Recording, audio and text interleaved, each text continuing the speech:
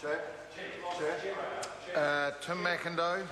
I move that the question be now put. I'll take the Honourable David Cunliffe. Thank you, Mr. Chairman. Mr. Chairman, I speak firstly in respect of the many legal specialists who have preceded me here, and I aim only to provide a layperson's view. But Mr. Chair, it's a privilege to speak to the Search and Surveillance Bill because it is one of those bills which goes to the heart of our democracy.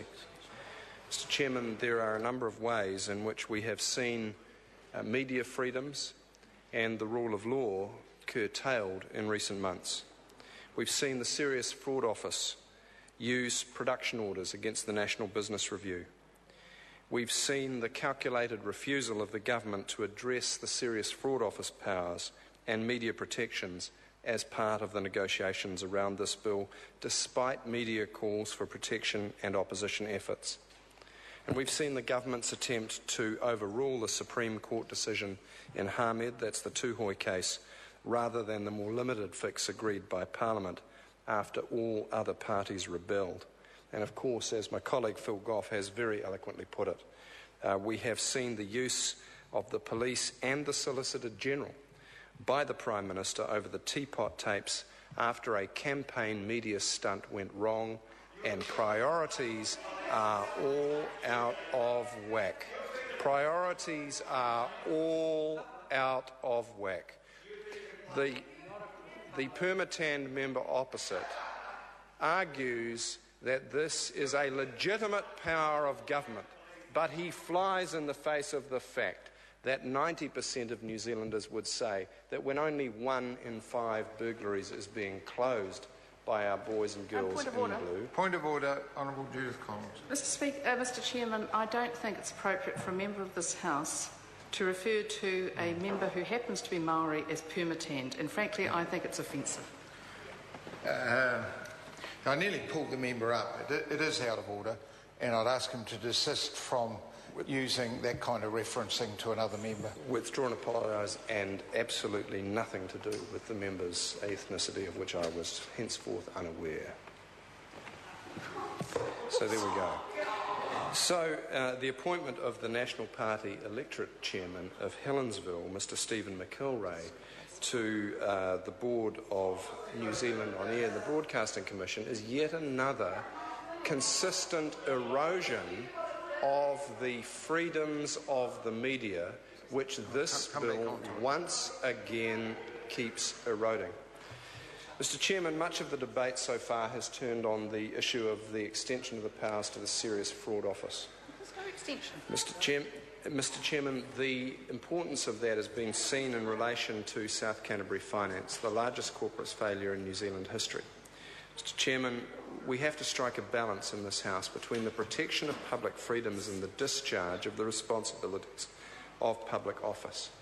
Mr. Chairman, South Canterbury Finance has been a litany of failure by the current government to address in any sensible and strategic way the need to have placed that company into a statutory management regime well before the problem blew out to the multi-hundred-million-dollar problem that it has become.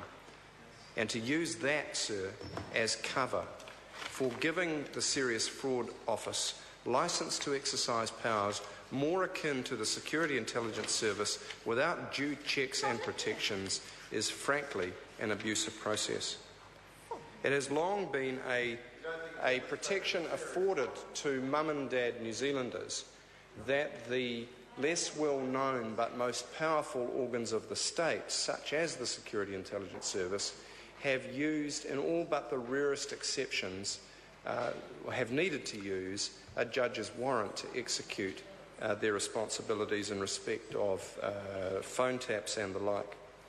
It is extremely important that no lesser protections are afforded through the provisions of this bill, and much of the bill is bipartisan. Much hard work has gone on between our legally qualified colleagues on both sides of the House, and much of the bill is in conformity with those principles. But there are some remaining parts of the bill which are not, and it is upon those parts, such as those relating to the Serious Fraud Office, that this debate is now engaged. Well, Why is the minister sniggers? Why are we debating this now? Because this part of the bill relates to the purpose of the legislation. The purpose of the legislation, the fact that this is an act to bind the Crown. It must therefore responsibly bind all arms of the Crown, and there should be consistency of the public protections that are offered across all those arms. The average New Zealander, wherever they are in the provinces or the cities, more interested in paying their mortgage, getting a job, keeping a job, and going to work, needs the assurance this bill should provide. Dr. Jackie Blue. I move that the question be now put. The question is that the question be now put. Those of that opinion will say aye. Contrary, no. The ayes have it. Party vote. The clerk will conduct a party vote.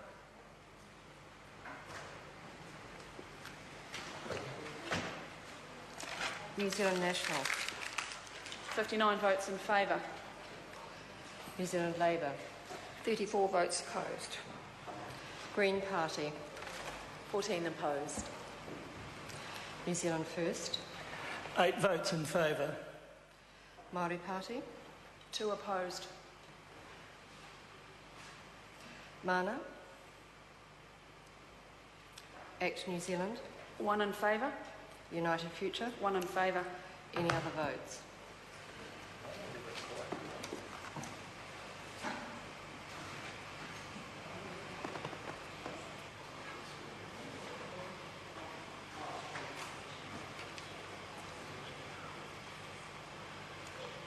Yeah, that's right.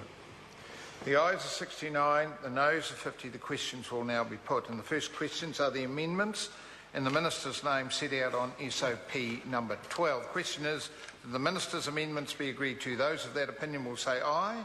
Aye. Contrary, no. The ayes have it. No, right? Presuming ayes have it. Correct.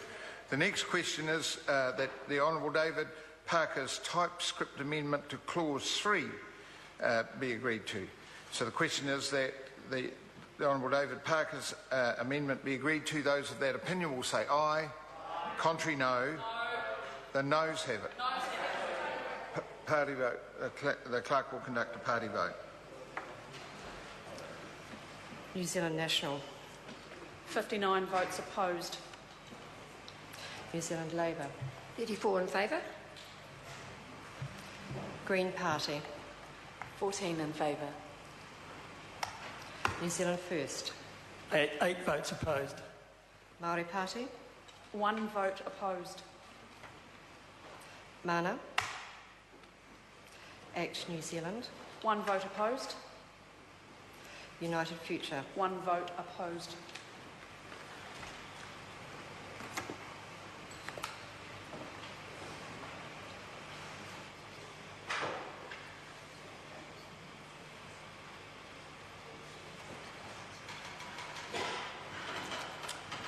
The ayes are 48, the noes are 70. The amendment is not agreed to. The question now is that Part 1 as amended stand part. Those of that opinion will say aye. Contrary, no. The ayes have it. The clerk will conduct a party vote. New Zealand National. 59 votes in favour. New Zealand Labour. 34 opposed. Green Party. 14 opposed. New Zealand First. 8 opposed. Māori Party. 2 votes opposed. Mana. 1 opposed. Act New Zealand. 1 in favour. United Future. 1 vote in favour. Any other votes?